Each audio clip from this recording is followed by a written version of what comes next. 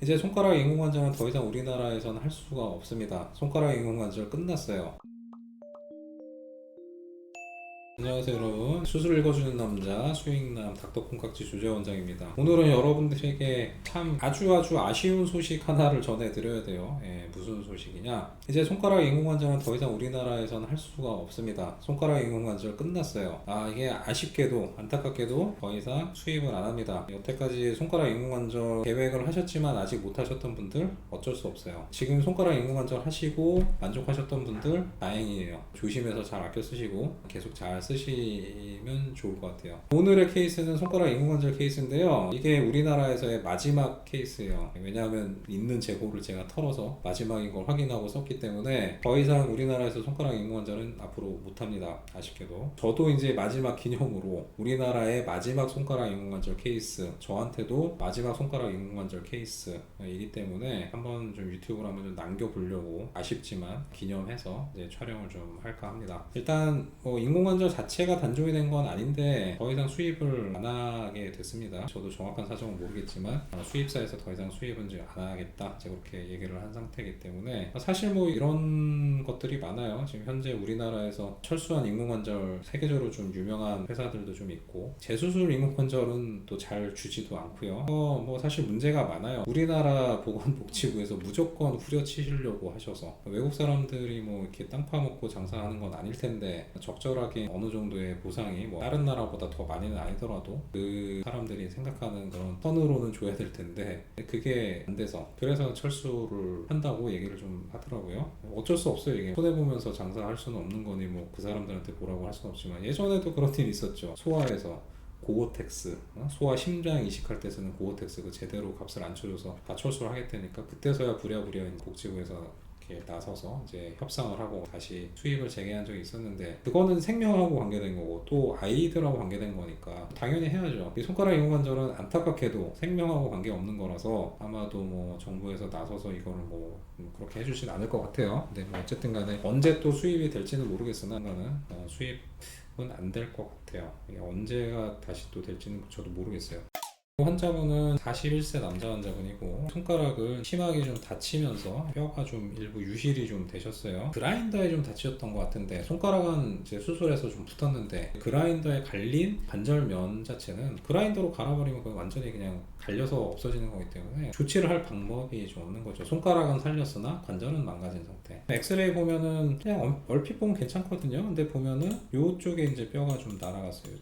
이쪽에 뼈가 좀 날아갔고, 이미 손가락 자체는 거의 안 구부러지는, 까딱까딱도 하기 어려운, 이미 다 굳어서 이제 그런 상태예요. 보시면은 이제 유실된 부위가 조금 더 이제 잘 보이고요. 옆 사진 봐도 여기에 뭔가 하여튼 좀 관절면이 좀 안 맞아요. 이상하죠. 다른 부위는 이렇게 동그랗게 좀 잘 맞거든요. 근데 여기는 이렇게 좀 파인 데가 있어가지고 잘 안 맞는 상태예요. 완전 절단은 아니지만, 절단된 손가락이 신경하고 혈관을 잃을 때는 빨리 움직이면 신경과 혈관이 또 끊어질 수도 있으니까 좀 어느 정도 고정을 해놓는단 말이죠. 그 상태에서 이제 손가락이 좀 한번 굳어버리면 그거는 다시 되돌리기 어려워요. 그 다음에 이제 완전하게 또 굳힌 상태는 아니다 보니까 손가락이 조금 움직이는데 그럴 때마다 이제 통증이 좀 있는 거죠. 한마디로 굳혀버렸으면 이제 아예 그냥 통증이 없을 텐데 너무 불편하잖아요. 손가락이 펴진 채로 되니까 이게 이런 식으로 갖다 어디 한번 딱 부딪히면 이제 되게 아픈 거, 이게 빳빳한 상태에서 탁 하면 이게 이제 아프죠. 어디 갔다가 이렇게 부딪힐 수도 있고, 뭐 이게 남들한테 이제 보이는 거는 손가락 보이는 게 좀 이상하네.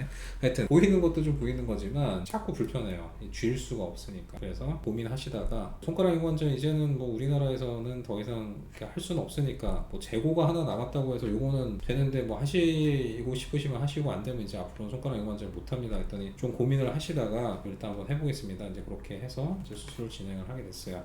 MRI 찍어보면 이제 빈 공간이 더 이렇게 잘 보여요. 뼈가 좀 비어있고, 여기도 보시면 이제 뼈가 좀 많이 좀 비어있는 거를 좀 볼 수가 있어요. 사실 이렇게 되면은 이제 문제가 이제 두 가지 문제가 있어요. 오랫동안 이렇게 굳혀 있으면 편한 힘줄 유착이 다 돼 있어요. 구부리는 힘줄도 유착이 좀 돼 있을 텐데, 구부리는 힘줄은 워낙 두껍고 또 힘이 좋기 때문에 얘는 한 10년 정도 못 움직여도 인공관절 해놓으면 얘는 기능을 하거든요. 얘는 기능을 잘 못해요. 펴는 힘줄은 워낙 얇은 막처럼 생겨있고, 유착이 되면 구부리는 힘줄처럼 뭐 유착을 이렇게 띈다고 해서 정상 기능을 하냐, 그렇지 못해. 얘는 그냥 무슨 막처럼 그냥 딱 굳어져 버려 있거든요. 사실은 나중에 손가락 인공관절 하셨던 분들 보면 구부리는 건 그래도 어느 정도 돼. 근데 펴는 게 좀 잘 안 되는 경우가 있어가지고 항상 제가 수술할 때 이제 얘기를 하죠. 구부리는 거는 그래도 그럭저럭 좀 됩니다. 근데 펴는 게 좀 덜 되는 경향이 좀 있어요. 이런 식으로 뼈가 한 군데 이렇게 딱 쳐져 버리면 무슨 문제가 생기냐면 인대가 같이 좀 안 좋은 경우가 있거든요. 인대 밸런스를 좀 맞춰야 이게 덜렁덜렁 하면 안 되잖아요. 이런 식으로 해서 덜렁덜렁 하면 안 되니까 인대 양쪽에 이 밸런스가 맞아야 되는데 저렇게 뼈가 한쪽이 없어져 버리면 이 인대 밸런스도 좀 잘 안 맞을 가능성이 있어요. 두 가지 인대 밸런스를 좀 어떤 식으로 맞출 것이냐, 펴는 힘줄을 어떤 식으로 추출을 할 것이냐. 사실은 이제 그 두 가지가 손가락 인공관절에서는 힘든 점이죠. 다행히 뼈는 그렇게 많이 나가진 않았기 때문에 뼈 이식을 한 다음에 또 인공관절 하거나 그런 두 단계 수술할 필요는 없고 이제 한 번에 할 수는 있겠지만 딱 보면은 구부린 힘줄 이렇게 두껍잖아요. 이게 보면 까맣게 잘 보여요. 이거는 움직일 수만 있게 해주면 쟤는 기능 잘 합니다. 근데 위에 있는 손가락 펴는 힘줄은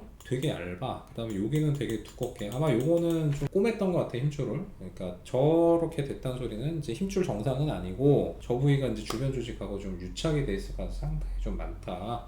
네, 그런 얘기죠. 어쨌든 간 힘줄이 이어는 져 있으니까 끊어진 건 아니니까요. 손가락 인공관절 하려고 그러면 이제 뼈 속 안에 이렇게 인공관절 대롱이 달려 있고 그 바깥에 인공관절이 있어서 이제 꽂아놓게 돼 있어서 적당한 위치하고 크기에 인공관절을 재려고 속 안으로 이제 라습이라고 해요. 얘네다 뼈에다 구멍을 좀 뚫는 거, 인공관절 모양에 맞게 위쪽 뼈에다 구멍을 뚫고요. 아래쪽 뼈에도 인공관절에 맞게 이렇게 구멍을 좀 뚫어요. 옆에서 보면 이제 이게 인공관절 몇 번 정도 사이즈가 딱 맞겠구나. 이제 그걸 좀 옆 사진에서 좀 볼 수가 있어요. 모양과 사이즈를 결정을 하고 이제 위쪽 인공관절, 이제 아래쪽 인공관절. 이제 이건 인공관절 실제 들어가기 전에 모형이에요. 트라이얼이라고 해요.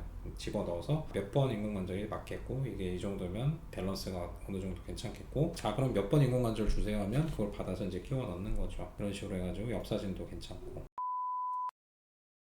요거 보시면요, 요게 이제 좀 전에 봤던 그 트라이얼이에요. 여기 보시면 쪽에도 있고 아래쪽에도 있고요. 저렇게 막 넣어놓고서 한번 흔들어봐요. 밸런스가 이 정도면 생각보다 괜찮네. 인대 밸런스 괜찮고 구부릴 때도 이런 식으로 90도까지 잘 구부러지고 옆에서도 보면은 인공관절이 보면 여기도 이렇게 동그랗게 좀 돼 있지만 아래쪽에도 이렇게 좀 있거든요. 얼핏 보면은 무릎하고 비슷해요. 무릎 인공관절하고 무릎도 보면 펴지는 거 일자로 펴지고 구부러지는 거 다 되잖아요. 비슷하게 생겼어요. 수술하고 나서 찍은 사진 보면 정면에서 일자로 잘 들어가 있고요. 관절면도 똑바로 잘 맞아 있고 옆 사진에서도 보면 이 정도면 아주 엑설런트, 아주 괜찮다.